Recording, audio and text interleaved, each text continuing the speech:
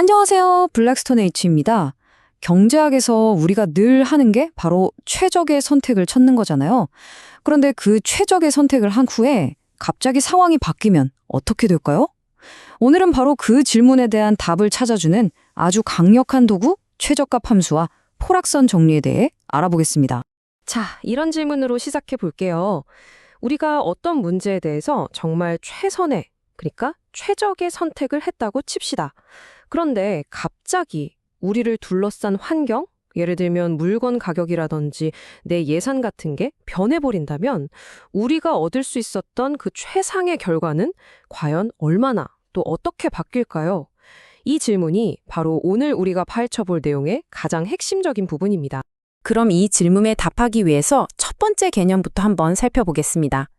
바로 최적의 값 그 자체를 하나의 함수로 보는 거죠. 경제학에서는 이걸 최저값 함수 V-phi라고 부릅니다. 여기서 이 그리스 문자 phi는요, 가격이나 예산처럼 우리가 통제할 수 없는 외부 조건을 의미하는 매개 변수예요. 그러니까 이 매개 변수 phi가 변하면 당연히 우리의 최적 선택인 x타와 y스타도 따라서 변할 거고 결국 우리가 얻는 최상의 결과인 V도 달라지겠죠? 이 최저값 함수는 바로 이 모든 관계를 보여주는 일종의 수학적인 지도 같은 거라고 생각하시면 됩니다. 아니, 교수님, 그럼 매개 변수가 바뀔 때마다 최저값이 얼마나 변하는지 알려면 설마 매번 처음부터 이 복잡한 최적화 문제를 다시 풀어야 하는 건가요? 와, 생각만 해도 머리 아픈데요? 혹시 좀 더 쉬운 방법은 없을까요? 아주 예리한 질문이에요. 네, 당연히 있습니다. 바로 그 마법 같은 지름길이 오늘 우리가 배울 포락선 정리, envelope theorem입니다. 이 정리가 있으면 그 모든 복잡한 계산을 다시 할 필요가 없어져요. 보세요. 이 간단한 공식이 바로 포락선 정리의 핵심입니다. 최저값 V가 매개 변수 phi의 변화에 따라 얼마나 변하는지를 나타내는 이 미분값 dv per dphi가요. 놀랍게도 그냥 원래 목적 함수 f를 phi에 대해 편미분한 값 f phi와 똑같다는 겁니다. 정말 간단하죠? 진짜 마법 같아요. 잠깐만요, 교수님. 근데 좀 이상한데요? 매개 변수 phi가 변하면 당연히 우리의 최적 선택인 x스타랑 y스타도 바뀔 거 아니에요. 근데 그 효과는 왜 그냥 싹 무시해버리는 거죠? 그래도 괜찮은 건가요? 바로 그 점이 이 정리의 진짜 기가 막힌 부분입니다. 결론부터 말하면 네, 무시해도 됩니다. 왜냐고요? 우리가 이미 최적점, 그러니까 산의 가장 높은 꼭대기에 서 있다고 생각해 보세요. 거기서는 아주 살짝 옆으로 한 발짝 움직여봤자 높이 변화가 거의 없잖아요. 수학적으로는 바로 그 1개 최적 조건 FOC 때문에 선택 변수가 변해서 생기는 간접적인 효과가 정확히 0이 돼서 그냥 뿅 하고 사라져버리는 겁니다. 말로만 들으면 좀 헷갈릴 수 있으니까 아예 구체적인 경제학 예시를 하나 들어서 이 정리가 실제로 어떻게 작동하는지 눈으로 직접 확인해 보죠.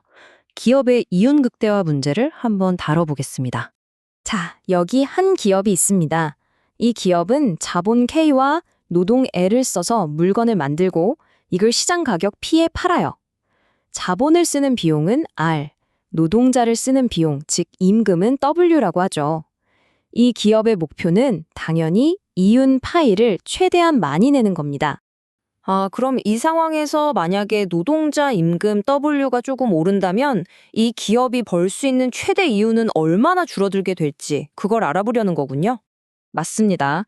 자, 이 질문에 답하기 위해서 일단은 정석대로 아주 복잡한 길로 한번 가보겠습니다. 임금 W가 변하면 기업은 당연히 고용하는 노동량 L과 자본량 K를 조절하겠죠. 이 모든 간접적인 효과까지 다 고려하면 최대 이윤의 변화는 보시는 것처럼 꽤 복잡한 연쇄 법칙, 체인 룰로 표현됩니다. 와, 보기만 해도 복잡하죠? 자, 그런데 여기서 정말 재밌는 일이 벌어집니다. 이 괄호로 묶인 부분들을 한번 보세요. PFLW와 PFKR. 이거 어디서 많이 본 것 같지 않으세요?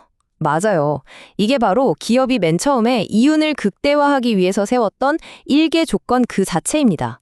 그러니까 최적점에서는 이 값들이 모두 정확히 0이 된다는 거죠. 간접적인 효과들이 그냥 싹 다 사라져버리는 순간입니다. 그럼 결국 뭐가 남을까요? 복잡했던 모든 항들이 사라지고 믿을 수 없을 만큼 간단한 이 결과만 딱 남습니다. 임금 1단이 오를 때 최대 이윤 파이의 변화는 정확히 마이너스 최적 고용량 마이너스 L스타와 같다는 것. 정말 놀랍지 않나요? 그리고 이 엄청나게 멋진 결과에는 호텔링의 보조정리라는 근사한 이름도 붙어 있습니다. 사실 경제학적 직관으로 생각해보면 아주 명확해요. 임금이 1달러 오르면 지금 내가 L만큼의 노동자를 고용하고 있으니 다른 건 아무것도 안 바꾼다고 쳤을 때 당장 내 주머니에서 나가는 직접적인 비용이 정확히 L달러잖아요.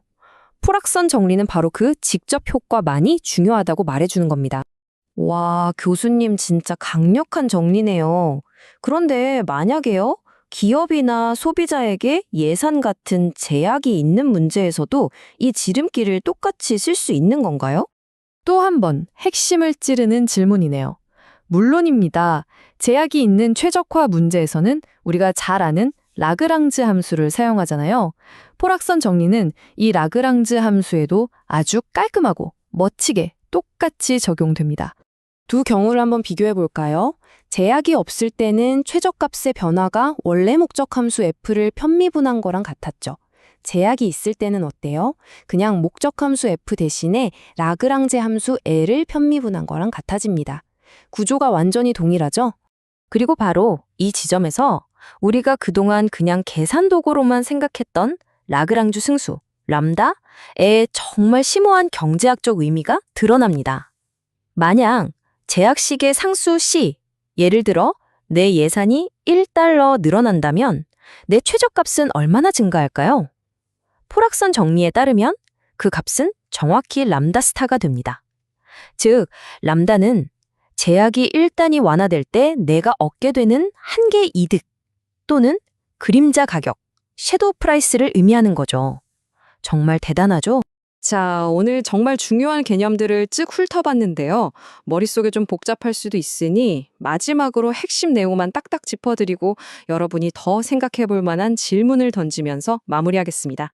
오늘 설명의 핵심 딱 3가지입니다. 첫째, 포락선 정리는 복잡한 계산을 다 건너뛰게 해주는 아주 강력한 지름길이라는 것. 둘째, 이 지름길이 가능한 이유는 최적점에서는 선택 변수가 바뀌는 간접 효과가 0이 되기 때문에 우리는 직접 효과만 생각하면 된다는 것. 그리고 마지막으로 제약이 있는 문제에서 라그랑주 승수 람다는 그 제약의 그림자 가격, 즉 한계 가치라는 아주 중요한 경제적 의미를 가진다는 겁니다. 그럼 오늘 배운 내용을 우리 일상으로 한번 가져와 볼까요? 여러분이 최소 비용으로 장을 본다고 한번 상상해 보세요. 그런데 늘 사던 사과 가격이 100원 올랐다면 여러분의 총 장바구니 비용은 얼마나 늘어날까요?